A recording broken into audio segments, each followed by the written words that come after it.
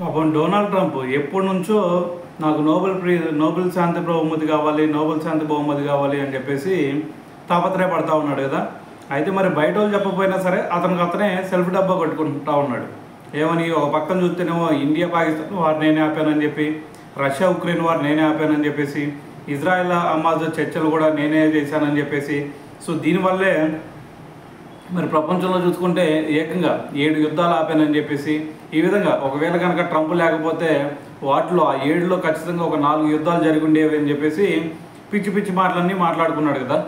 అయితే మరి ఇదంతా ఎందుకు చేశాడు? అతనికి నోబెల్ శాంతి ప్రైజ్ వచ్చిద్దేమో అని చెప్పేసి మరి ఇవన్నీ ప్రయత్నాలు చేస్తూ ఉన్నాడు.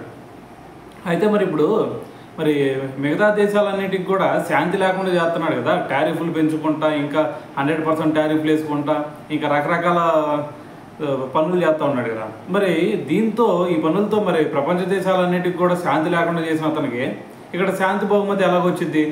సో మరి దీని గురించి అయితే మరి ఈరోజు మరి కమిటీ చర్చల్లో మరి దీనికి సంబంధించి ఫైనల్ డెసిషన్ అయితే వచ్చే ఛాన్స్ ఉందన్నమాట.